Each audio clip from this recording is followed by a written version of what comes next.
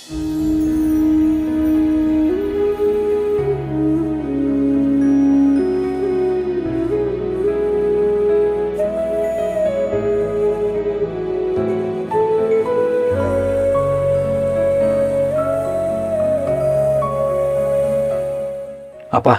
ನಾನಿವತ್ತು ಏನೇ ಸಾಧನೆ ಮಾಡಿದ್ರು ಅದಕ್ಕೆ ನೀವು ಅಮ್ಮನೇ ಕಾರಣ. ನಿಮ್ಮ ತ್ಯಾಗದ ಮುಂದೆ ನನ್ನ ಸಾಧನೆ ಏನೇನೂ ಅಲ್ಲ. ನಾನು ಸಾಯೋವರೆಗೂ ನಿಮ್ಮಿಬ್ಬರಿಗೂ ಋಣಿಯಾಗಿರ್ತೀನಿ. ಆಶೀರ್ವಾದ ಮಾಡಿಪ್ಪ.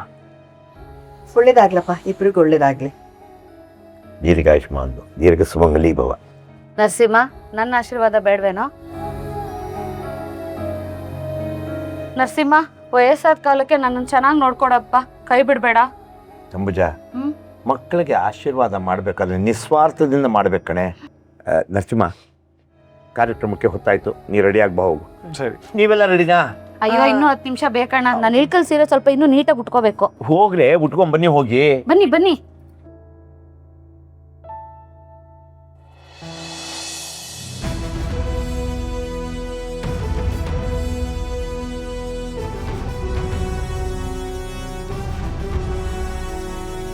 ನಮಸ್ತೆ ಸರ್, ಪ್ರೋಗ್ರಾಮ್ ಶುರು ಮಾಡೋಣವಾ? ಇನ್ನೊಂದು 10 ನಿಮಿಷ ಕೊಡಿ. ನಮ್ಮ ತಂದೆ ತಾಯಿ ಇನ್ನೂ ಬಂದಿಲ್ಲ. ನೋ ನಾನು ಪ್ರಾಬ್ಲಮ್. ವಿಚಾರಿಸ್ತೀನಿ ಹೇಳ್ತಾರಂತ. ಕೂತ್ಕೊಳ್ಳಿ, ಎಲ್ಲ ಕೂತ್ಕೊಳ್ಳಿ.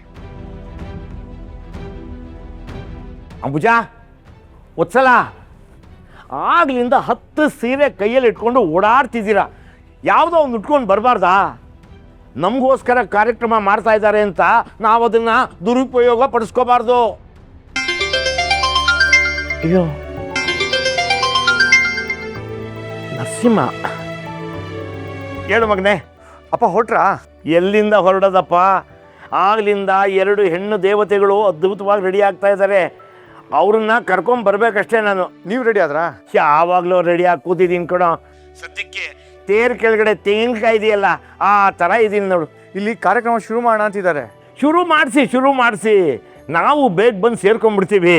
ನೋಡು, ನೀನು ಶಿಲೆ ಥರ ಸುಮ್ಮನೆ ಒಂದು ಕಡೆ ಕೂತ್ಬಿಡು. ಏನಪ್ಪ ಹಿಂಗೆ ಹೇಳ್ತಾ ಇದ್ದೀರಾ? ನನ್ನ ಸನ್ಮಾನ ನೋಡೋಕೆ ನೀವು ಯಾರು ಇಲ್ಲ ಅಂದ್ರೆ ಹಿಂಗೆ? ದೇವ್ರಿಗೆ ಅಲಂಕಾರ ಮಾಡಿ ಪೂಜಾರಿನೇ ನೋಡದೆ ಹೋದ್ರೆ ಹೇಗೋ? ಖಂಡಿತ ಬರ್ತೀವಿ. ನಿನ್ನ ಸನ್ಮಾನನ ಕಣ್ತುಂಬ ನೋಡ್ತೀವಿ. ಸರಿಯಪ್ಪ, ನೀವು ಆದಷ್ಟು ಬೇಗ ಬನ್ನಿ, ನಾನು ಕಾಯ್ತಾ ಇರ್ತೀನಿ. ಆಗ್ಲಿ ಕಣ. ಎಲ್ಲರಿಗೂ ನಮಸ್ಕಾರ. ಇದೀಗ ಕಾರ್ಯಕ್ರಮ ಪ್ರಾರಂಭ ಮಾಡೋ ಸಮಯ ಬಂದಿದೆ. ಅದಕ್ಕೂ ಮೊದಲು ಇವತ್ತಿನ ಕಾರ್ಯಕ್ರಮದಲ್ಲಿ ನರಸಿಂಹ ಅವರಿಗೆ ಪ್ರಶಸ್ತಿ ಕೊಡಲು ವಿಶೇಷ ಅತಿಥಿಯಾಗಿ ಆಗಮಿಸುತ್ತಿರುವವರು ಬೇರೆ ಯಾರೂ ಅಲ್ಲ, ನಿಮ್ಮೆಲ್ಲರ ನೆಚ್ಚಿನ ಇನ್ಸ್ಪೆಕ್ಟರ್ ಸತ್ಯ.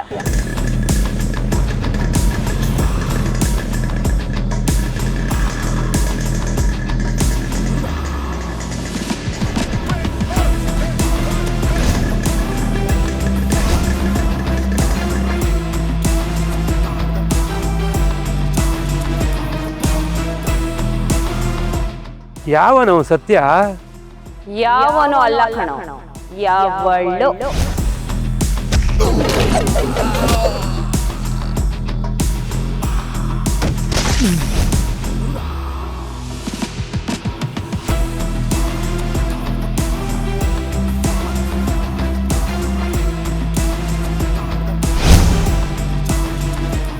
ಮಚ್ಚ, ನಮ್ಮ ಅಣ್ಣನ ಜೈಲ್ ಕಳ್ಸೋ ತರ ಮಾಡಿದ್ ಇವರೇ ಪೊಲೀಸ್ ತಾನೆ? ಇವರೇ ಈ ನನ್ನ ಮಕ್ಕಳನ್ನ ಬಿಡಬಾರ್ದು.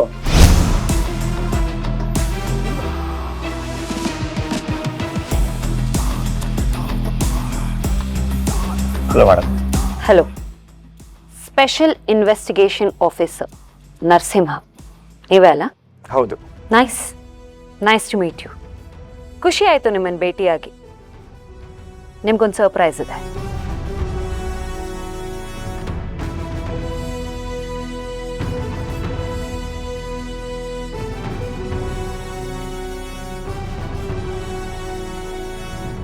ಇದೀಗ ದುಷ್ಟರಿಗೆ ಸಿಂಹ ಸ್ವಪ್ನವಾಗಿರೋ ಇನ್ಸ್ಪೆಕ್ಟರ್ ಸತ್ಯ ಅವರು ನಿಮ್ಮೆಲ್ಲರನ್ನು ಉದ್ದೇಶಿಸಿ ಮಾತನಾಡಬೇಕೆಂದು ವಿನಂತಿಸಿಕೊಳ್ಳುತ್ತೇನೆ.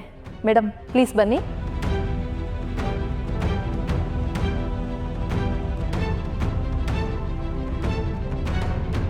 ಎಲ್ರಿಗೂ ನಮಸ್ಕಾರ. ನನ್ನ ಹೆಸರು ಸತ್ಯ ಅಂತ.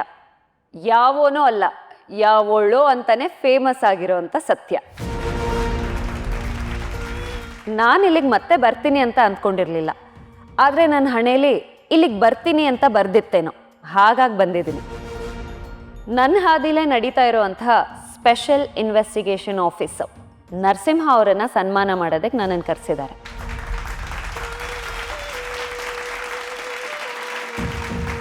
ನಮ್ಮ ಪೊಲೀಸ್ ಡಿಪಾರ್ಟ್ಮೆಂಟಲ್ಲಿ ಕೆಲಸ ಮಾಡೋದಕ್ಕೆ ತಾಕತ್ತಿನ ಜೊತೆ ನಿಯತ್ತು ಇರಬೇಕಾಗತ್ತೆ. ಆದರೆ ಇತ್ತೀಚೆಗೆ ಕೆಲವ್ರಿಗೆ ನಿಯತ್ ಕಡಿಮೆ ಆಗೋಗಿದೆ. ಅದರಿಂದ ಜನರಿಗೆ ಪೊಲೀಸ್ ಮೇಲಿರೋವಂಥ ಮರ್ಯಾದೆನೂ ಕಡಿಮೆ ಆಗೋಗಿದೆ. ಅದನ್ನು ಗಮನದಲ್ಲಿಟ್ಕೊಂಡು ನಮ್ಮ ಇಲಾಖೆಯವರು ಕೆಲಸ ಮಾಡಿದ್ರೆ ಒಳ್ಳೆಯದು ಅನ್ನೋದು ನನ್ನ ಉದ್ದೇಶ.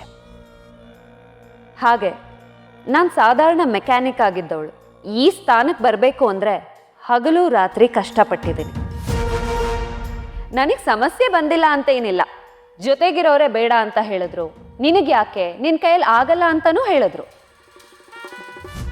ಆದರೆ ಅದನ್ನೆಲ್ಲ ಮೆಟ್ಟಿ ನಿಂತು ಇವತ್ತು ನಾನು ಇಲ್ಲಿ ನಿಂತಿದ್ದೀನಿ. ಇದೆಲ್ಲ ಸಾಧ್ಯ ಆಗಬೇಕು ಅನ್ನೋದಾದರೆ ನಮ್ಮಲ್ಲಿ ಶ್ರದ್ಧೆ ಇರಬೇಕು. ಯಾವುದ್ಯಾವುದೋ ಅಡ್ಡದಾರಿ ಹಿಡಿಯೋದು ತಪ್ಪು ಅನ್ನೋದು ನನ್ನ ಅಭಿಪ್ರಾಯ.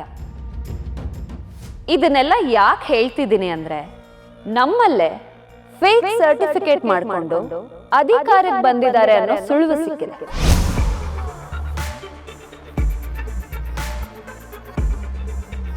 ಯಾವನೊಬ್ಬ ಫೇಕ್ ಸರ್ಟಿಫಿಕೇಟ್ ಮಾಡಿ ಅದಕ್ಕೆ ಸೀಲ್ ಸಹ ಹಾಕಿ ಕೊಡ್ತಾ ಇದ್ದ, ಅವನನ್ನ ನಾವು ಅರೆಸ್ಟ್ ಮಾಡಿದ್ದೀವಿ. ಈ ಥರ ಮಾಡೋರೆಲ್ಲ ಯಾವತ್ತಾದರೂ ಒಂದಿನ ಸಿಕ್ಕಾಕೊಳ್ಳೇಬೇಕು. ಯಾಕಂದ್ರೆ fake is temporary, real is permanent ಅಲ್ವಾ ನರಸಿಂಹ ಅವರೇ?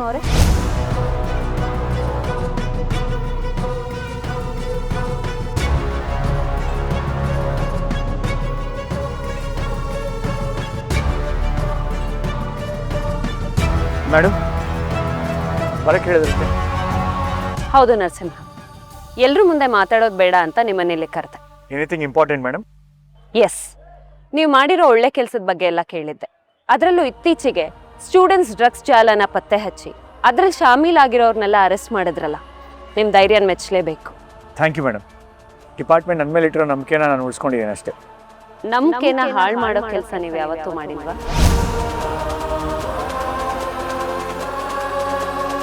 ಏನು ಹೇಳ್ತಾ ಇದ್ದೀರಾ ಮೇಡಮ್? ನಾನು ಇಲ್ಲಿಗೆ ಬಂದಿರೋದು ನಿಮಗೆ ಪ್ರಶಸ್ತಿ ಕೊಡೋದಕ್ಕಲ್ಲ, ನನ್ನ ಕೈಯಿಂದ ನಿನಗೆ ಬೇಡಿ ಹಾಕಿ ಅರೆಸ್ಟ್ ಮಾಡಿ.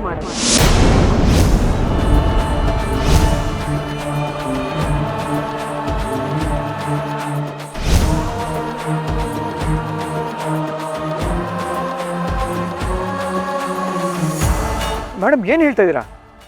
ನನ್ನನ್ನು ಯಾಕೆ ಅರೆಸ್ಟ್ ಮಾಡ್ತಾ ಇದ್ದೀರಾ? ನೀನು ಮಾಡಿರೋದು ಬರೀ ತಪ್ಪಲ್ಲ, ಇಡೀ ಡಿಪಾರ್ಟ್ಮೆಂಟ್ಗೆ ನಂಬಿಕೆ ದ್ರೋಹ ಮಾಡಿದ್ಯಾ. ಅಂತ ನಾನೇನು ಮಾಡಿದ್ದೀನಿ ಮೇಡಮ್?